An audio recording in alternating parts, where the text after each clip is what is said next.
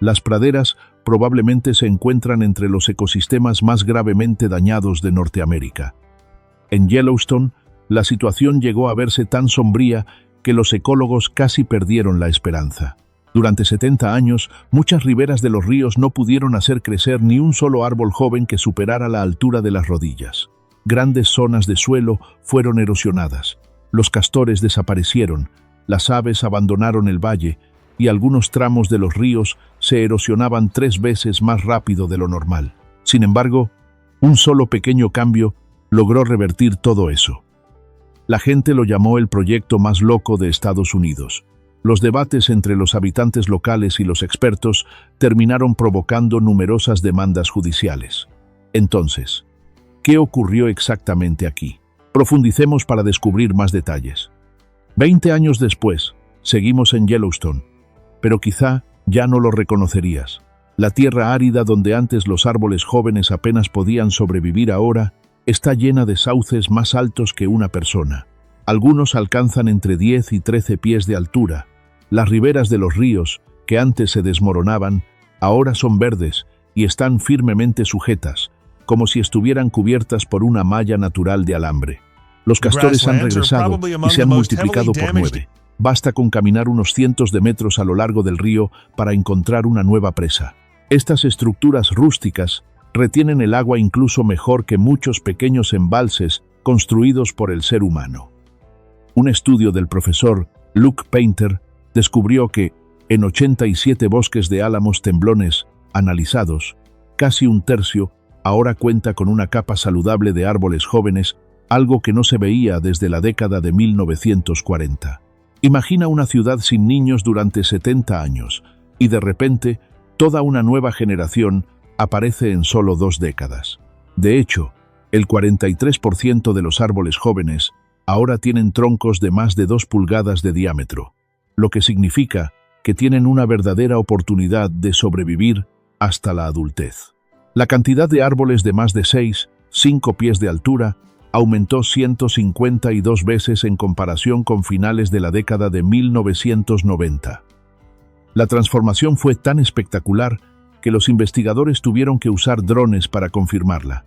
El 30% del bosque, que antes era escaso, ahora es tan denso como un muro verde, y otro 32% se está llenando rápidamente. En lo alto, más de 20 especies de aves migratorias han regresado, convirtiendo lo que antes era un valle inquietantemente silencioso en un bosque verdaderamente ruidoso, lleno del sonido de las alas, el canto de los pájaros y los castores chapoteando por todo el valle. Y todos estos resultados positivos comenzaron con solo 14 lobos grises. Pero para entender cómo apenas 14 lobos pudieron cambiar todo Yellowstone, tenemos que retroceder casi un siglo en el tiempo. Todos sabemos que los niños estadounidenses no crecieron rodeados de la rica vida silvestre que vemos hoy. Crecieron con Caperucita Roja, Los 3 cerditos, historias en las que los lobos siempre eran los villanos. Incluso antes de aprender a atarse los zapatos, muchos niños ya estaban convencidos de una cosa: los lobos son peligrosos y deben ser destruidos. Los miedos tradicionales, los malentendidos culturales y las historias transmitidas de generación en generación prepararon, sin quererlo, el terreno para la mayor campaña de exterminio de vida silvestre en la historia de Estados Unidos. Cuando los colonos avanzaron hacia el oeste, construyendo ranchos y criando ganado vacuno y ovejas en enormes praderas, los lobos se convirtieron de repente en el enemigo público número 1. Cada vez que moría el ganado por enfermedades, inviernos duros o caídas en barrancos, muchas personas elegían la explicación más sencilla: culpar a los lobos. El gobierno respondió rápidamente a esa ira con una solución clara. Ofrecieron recompensas por cada lobo muerto. Entre 1883 y 1942, solo Montana registró más de 100.000 lobos cazados. En promedio, casi 200 lobos eran abatidos cada semana. Cada lobo entregado valía entre $5 y $20, una suma equivalente a $150–600 en la actualidad. Para muchas familias pobres, cazar lobos no era solo una forma de proteger el rancho, sino una fuente vital de ingresos durante los largos y duros inviernos. Y la matanza no se limitó a las armas. La gente usaba estricnina, un veneno mortal prohibido en gran parte de Europa por su crueldad. Colocaban veneno dentro de reses muertas y lo esparcían por valles y arroyos, con la esperanza de matar a tantos lobos como fuera posible. Pero el veneno no distinguía. Coyotes, zorros, martas e incluso águilas carroñeras también morían. Para las décadas de 1920 y 1930, exterminar lobos se había convertido casi en un deber nacional. Se colgaban carteles en los ayuntamientos, se pegaban avisos en las oficinas de correos y las cacerías con recompensa eran abiertamente alentadas. En 1926, Yellowstone registró el último lobo abatido dentro del parque. El gobierno de Estados Unidos declaró a la especie extinta en esa zona. Y, mientras los lobos desaparecían, otros grandes depredadores como los pumas y leones de montaña también fueron cazados hasta quedar al borde de la extinción, vistos como igual de aterradores. La gente de aquella época creía que estaba haciendo lo correcto. Pensaban que protegían sus ranchos, su ganado, y que hacían que la naturaleza fuera más segura. Pero, ¿realmente era así? Recuerda una lección sencilla que todos aprendimos en la escuela. Toda cadena alimentaria tiene un depredador superior. En pocas palabras, es una línea directa que conecta a los seres vivos, donde cada uno se alimenta del siguiente para obtener energía, con una especie en la cima encargada de mantener el orden del ecosistema. En Yellowstone, ese depredador superior era el lobo. Sin el depredador ápice, la población de alces se disparó. Pasó de unos 2.000 individuos a casi 19.000 a comienzos de la década de 1990, según el Servicio de Parques Nacionales de Estados Unidos. Imagina una manada tan grande como un pequeño pueblo, pastando todos los días y devorando cada brote nuevo. Un alce adulto come entre 18 y 33 libras de vegetación al día. Entonces, ¿qué ocurre con 19.000 alces? Los sauces y los álamos temblones no tenían ninguna oportunidad de producir nuevas ramas. Los árboles jóvenes brotaban por la noche solo para desaparecer antes de la mañana. Un ecólogo dijo una vez, Yellowstone en aquel entonces era como un bosque atrapado en una sola edad, solo árboles viejos, sin una nueva generación. Para los humanos, sería como un país donde no naciera ningún niño durante 70 años. A medida que los árboles desaparecían, las riberas de los ríos colapsaban. Sin raíces que las sujetaran, las orillas se erosionaban entre 5 y 6 veces más rápido. En algunos lugares, más de 3 pies de ribera desaparecieron después de apenas unas pocas temporadas de lluvia. Lo que antes era hierba suave junto al río se convirtió en empinados acantilados de tierra. Después llegaron los castores. Antes de 1930, Yellowstone tenía decenas de colonias de castores, y cada una construía entre 5 y 10 presas que retenían agua y sedimentos para todo el valle. Pero para la década de 1980, solo quedaba una colonia en Soda Butte Creek. La razón era simple: sin sauces, no hay castores. Sin presas, el agua fluía más rápido, los sedimentos eran arrastrados, la humedad del suelo disminuía y las poblaciones de trucha degollada se desplomaban. Mientras tanto, los coyotes se multiplicaban, porque ya no había lobos que los mantuvieran bajo control. A medida que aumentaban los coyotes, acabaron con conejos y topillos. El resultado: búhos, halcones, zorros y otros depredadores perdieron su fuente de alimento, y sus poblaciones cayeron entre un 50% y un 90% en algunas zonas, según el proyecto de monitoreo de aves de Yellowstone. Más abajo en la cadena, las aves que se alimentan de insectos disminuyeron. Los insectos polinizadores se volvieron escasos y las flores silvestres se debilitaron. Fue un efecto dominó, un colapso tras otro. Nadie tenía la intención de provocarlo, pero ocurrió de todos modos.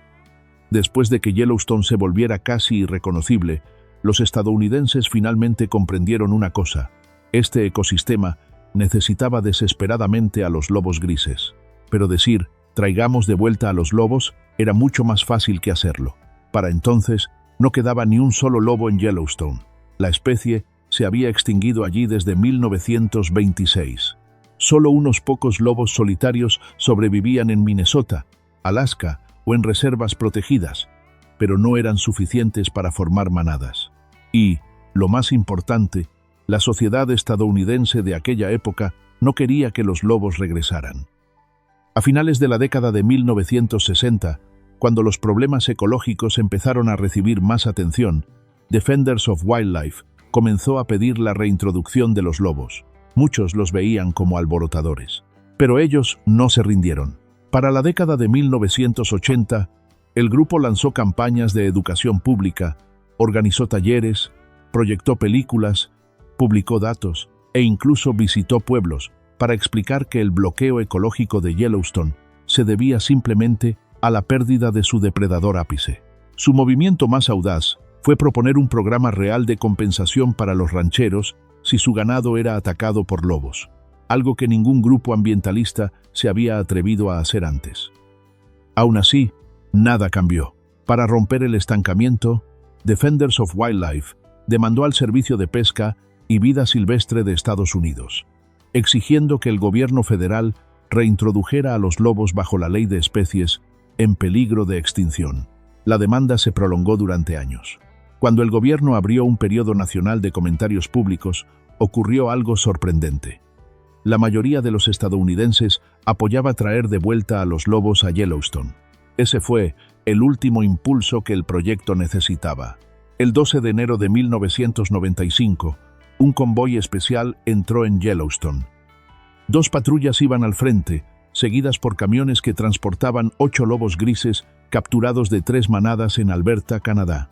Su viaje recorrió miles de kilómetros.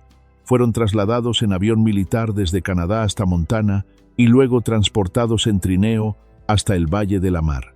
Cuando el convoy pasó por el famoso Arco Roosevelt, la multitud se alineó a los lados y comenzó a aplaudir. Parecía un momento sencillo, pero detrás de él había 20 años de debates, demandas judiciales y lucha. Pero justo cuando parecía que el trabajo ya estaba hecho, surgió otro problema.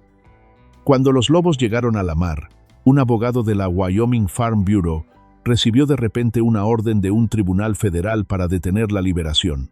Las jaulas metálicas fueron cerradas con llave.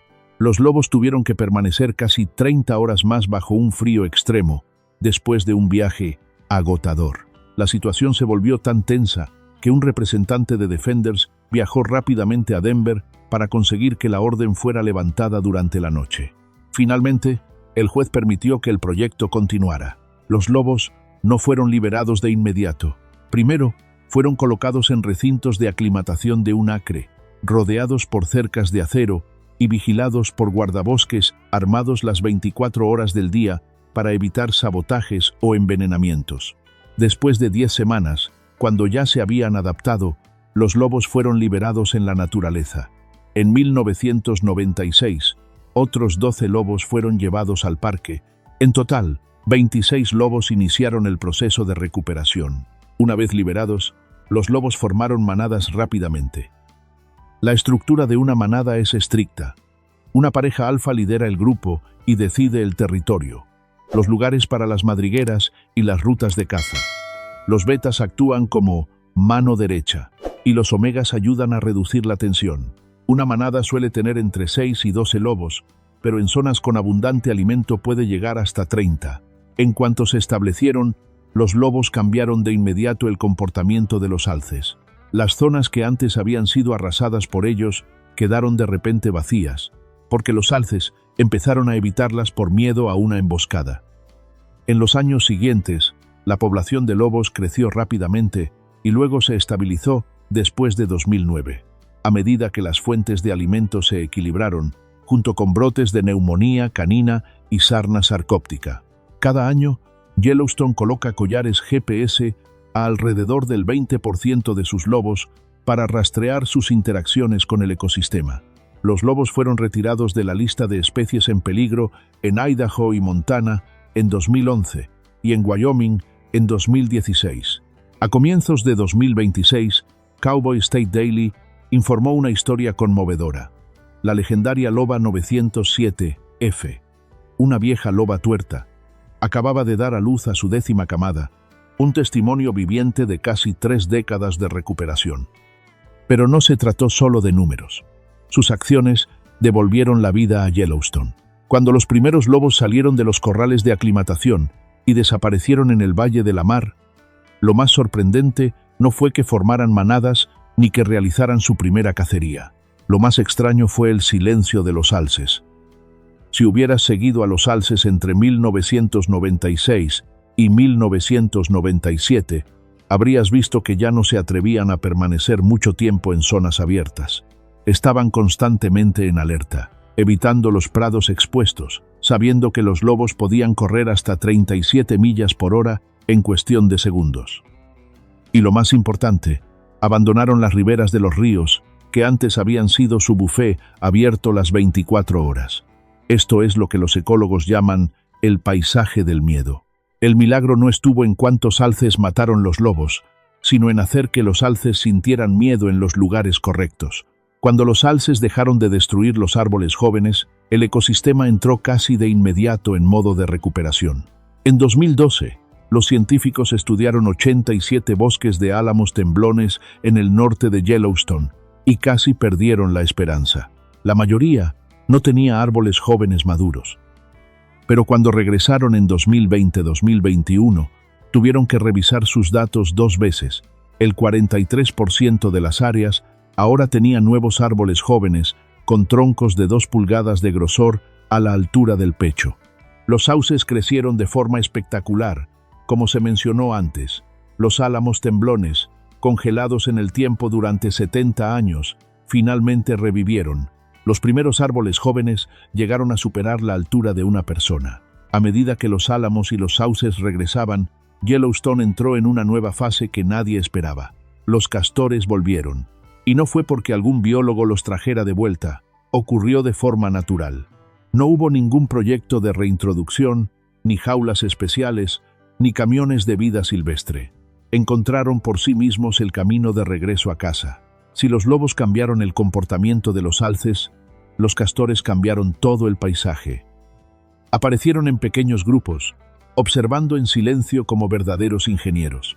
Cuando empezaron a trabajar, no construyeron simplemente una presa, como mucha gente imagina. Crearon un sofisticado sistema natural de obras hidráulicas que asombró incluso a los hidrólogos. Los investigadores en Yellowstone registraron al menos 5 tipos de presas de castor. Presas en forma de V para dividir las corrientes, presas en forma de U para recoger agua, presas de bloqueo para reducir la velocidad del flujo, presas de expansión para crear zonas poco profundas y presas escalonadas para formar varios estanques. Cada tipo crea una bolsa de agua diferente y cumple una función ecológica única. Puede sonar complejo, pero piénsalo de esta manera. Si los lobos son los policías de tráfico en tierra firme, los castores son los ingenieros civiles del agua. Una presa madura de castor puede retener cientos de yardas cúbicas de agua, reducir la velocidad de la corriente hasta en un 90%, crear humedales completamente nuevos y aumentar la humedad del suelo a lo largo de cientos de yardas alrededor. Una sola familia de castores puede transformar la hidrología de un pequeño valle. Imagina decenas de familias trabajando al mismo tiempo. Yellowstone comenzó a convertirse en una red de pantanos, estanques y nuevos arroyos, totalmente diferente a lo que era antes. Estos humedales se convirtieron de inmediato en hoteles de la naturaleza. Los topillos excavaban túneles alrededor de la orilla, los patos aterrizaban para alimentarse, las ranas reaparecieron después de décadas, las truchas degolladas desovaban en el agua fresca, incluso los osos y los alces llegaban a beber de estos nuevos estanques. En menos de una década, el número de estanques creados por castores superó los 200, muchos de los cuales todavía existen hoy. Y eso no es poca cosa. Antes de que los castores desaparecieran en la década de 1950, el parque tenía decenas de colonias. Para 1980, solo quedaba una. Su regreso, según los ecólogos, es una de las señales más claras de que el ecosistema realmente se está curando. Los nuevos humedales crearon hábitats para innumerables especies: patos, nutrias, ranas, insectos acuáticos y aves que se alimentan de peces. Todas estas piezas, que parecían no estar relacionadas, volvieron a conectarse, convirtiendo Yellowstone en un laboratorio natural vivo. donde cada eslabón del ecosistema se está reparando a sí mismo. ¿Recuerdas a los coyotes, que también se multiplicaron después de los alces? Durante 70 años sin lobos, Yellowstone se convirtió en un reino de coyotes, donde se reproducían sin control y acababan con conejos, topillos y aves pequeñas. Pero cuando los lobos regresaron, el equilibrio cambió de inmediato. Los lobos son más grandes, más fuertes, viven en manadas organizadas y, lo más importante, reclaman territorio. En pocos años, el número de coyotes cayó entre un 50% y un 70%, especialmente en las praderas del norte, donde la competencia era más feroz. A medida que los coyotes disminuían, los pequeños mamíferos regresaron rápidamente. Los conejos reaparecieron en los prados, trayendo de vuelta a búhos, halcones y zorros rojos.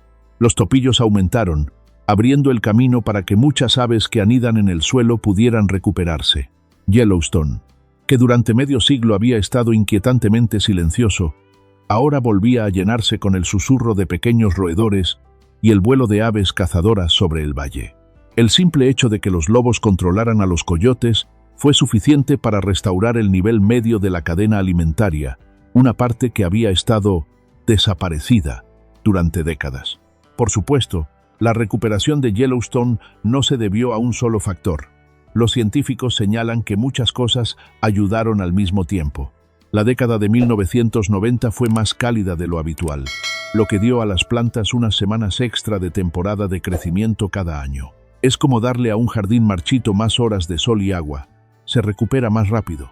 Al mismo tiempo, el número de bisontes disminuyó ligeramente debido al manejo de la población, lo que accidentalmente permitió que sobrevivieran más árboles jóvenes. En el pasado, los bisontes podían arrasar una franja de sauces en cuestión de días, pero esta reducción dio a las plantas el tiempo que necesitaban para superar su etapa más vulnerable. Otro factor que suele pasarse por alto fue la política contra incendios de Estados Unidos. En el pasado, cada incendio se apagaba de inmediato, pero desde la década de 1990, los administradores han permitido incendios naturales dentro de límites seguros. Estos pequeños incendios queman la maleza vieja y abren espacio para nuevos brotes, tal como la naturaleza lo ha hecho durante miles de años. Si alguna vez has visto cómo un bosque de pinos vuelve a crecer después de un incendio, entenderás por qué las quemas naturales son tan importantes. Todos estos factores ayudaron, pero solo prepararon el escenario. Los lobos fueron el verdadero catalizador, la chispa, que desencadenó toda la reacción en cadena. Pero incluso con la asombrosa recuperación de Yellowstone gracias a los lobos, el miedo de la gente por la seguridad nunca desapareció. Algunos temían que traer de vuelta a un depredador superior pusiera en riesgo a las personas. Pero los datos reales dicen lo contrario. En más de 25 años desde la reintroducción de los lobos grises, entre 1995 y 2021, Yellowstone no ha registrado ni un solo ataque de lobo contra humanos. Esa cifra es prácticamente cero, mientras que en Estados Unidos, cada año, el ganado doméstico causa alrededor de 20 a 22 muertes, y los alces provocan más de 100 ataques graves. Piénsalo, aquello que la gente más teme es, en realidad, lo menos peligroso. Los lobos, de hecho, tienen mucho miedo de los humanos. Si alguna vez estás a una distancia de 100 a 150 yardas y ves a un lobo real de Yellowstone, notarás que se aleja casi de inmediato después de apenas unos segundos. Lo único que hace que un lobo pierda el miedo es que las personas lo alimenten. Cuando los lobos empiezan a asociar la comida con campamentos o botes de basura, se vuelven más atrevidos. Igual que los osos negros en Canadá o Japón, pueden volverse agresivos cuando reciben demasiada comida de los humanos. Así que la primera regla es, nunca alimentes a los lobos, ni siquiera con un pedazo de pan. Muchos piensan, solo una vez no hará daño, pero basta con que un solo turista rompa la regla para crear un comportamiento peligroso. 2 lobos de Yellowstone fueron sacrificados en 2009 y 2011 simplemente porque se habían acostumbrado demasiado a la comida humana. Para mantener a todos a salvo, Yellowstone tiene algunas reglas extremadamente simples pero efectivas. Si ves un lobo, no corras. Esto no es una película de terror. Los lobos ven a una persona corriendo y, por instinto, pueden perseguirla, tal como lo haría un perro doméstico. Lo correcto es mantenerse erguido, agitar los brazos, gritar y, si es necesario, abrir la chaqueta para parecer más grande. Puede sonar ridículo, pero imagina esto. Estás caminando por un sendero y un lobo se acerca a menos de 65 pies. En ese momento, querrás saber cómo hacer que se aleje. Los niños nunca deben quedarse solos cerca de los campamentos, no solo por los lobos, sino también por los osos, los coyotes e incluso las hembras de alce que protegen a sus crías. Si tienes un perro, manténlo siempre con correa. Los lobos no suelen atacar a las personas, pero podrían ver a los perros como rivales y empezar una pelea. Yellowstone cuenta con un equipo especial de biólogos que utiliza un entrenamiento de disuasión para reforzar el miedo natural de los lobos hacia los humanos. Usan bengalas, bocinas de aire muy fuertes e incluso balas de goma para hacer que los lobos demasiado confiados recuperen su cautela natural. Gracias a esto, el parque mantiene a los lobos salvajes y a las personas seguras. En conclusión, la historia de Yellowstone hoy es la prueba más clara de que la naturaleza no necesita que nosotros la salvemos. Solo necesita que le devolvamos las piezas que faltan. Apenas 14 lobos revirtieron 70 años de deterioro. Entonces piensa, ¿cuántos otros ecosistemas en el mundo están esperando una chispa como esta?